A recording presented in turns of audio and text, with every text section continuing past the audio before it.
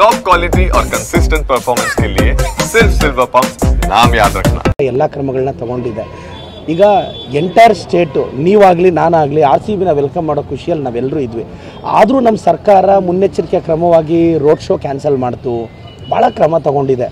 ಆದರೆ ಲಕ್ಷಾಂತರ ಜನ ಬಂದಾಗಿಂದ ಅದೊಂದು ಎಡವಟ್ಟಾಗಿದೆ.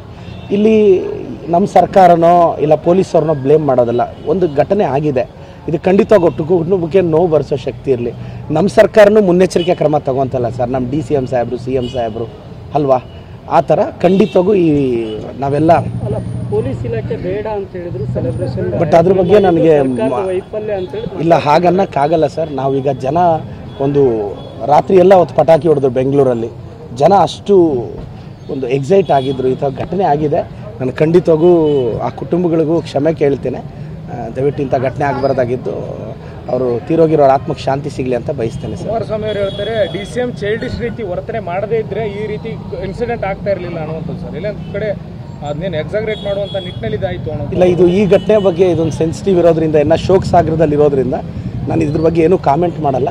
ಬಟ್ ನಮ್ಮ DCM ಆಗಲಿ CM ಸಾಹೇಬರಾಗಲಿ ಕೇರ್ಫುಲ್ಲಾಗಿ ಹ್ಯಾಂಡಲ್ ಮಾಡಿದ್ದಾರೆ. ಆದರೂ ಅಲ್ಲಿ ಓವರ್ ಕ್ರೌಡ್ ಆಗಿದೆ ಸರ್. ಅದು ಹೆಂಗಾಗಿದೆ ಅಂತ ಗೊತ್ತಾಗುತ್ತೆ.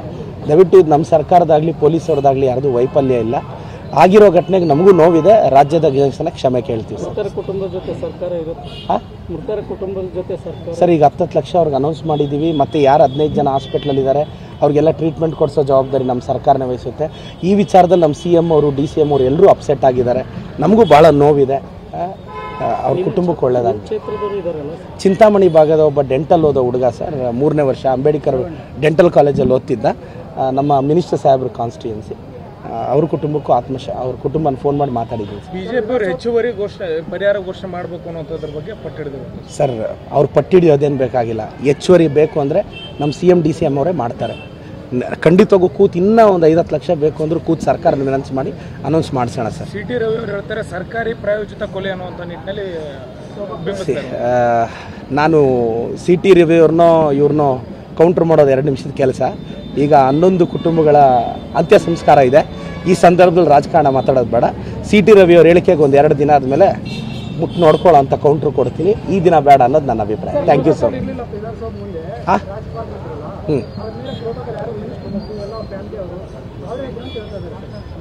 ರಾಜ್ಯಪಾಲರು ಇದ್ದಂಥ ಸಂದರ್ಭದಲ್ಲಿ ಪ್ರೋಟೋಕಾಲ್ನ ಫಾಲೋಅಪ್ ಮಾಡಬೇಕಾಗುತ್ತೆ. ಆದರೆ ಮಿನಿಸ್ಟರ್ಗಳ ಮೊಮ್ಮಕ್ಕಳು ಇಲ್ಲ, ಅದು ಮೋಸ್ಟ್ಲಿ ಇದು ಎಕ್ಸಾಕ್ಟ್ ನನ್ನ ಗಮನಕ್ಕೆ ಬಂದಿಲ್ಲ ಸರ್. ನಾನು ರಾಯಚೂರಿಗೆ ಹೊರಡಬೇಕಾಗಿತ್ತು.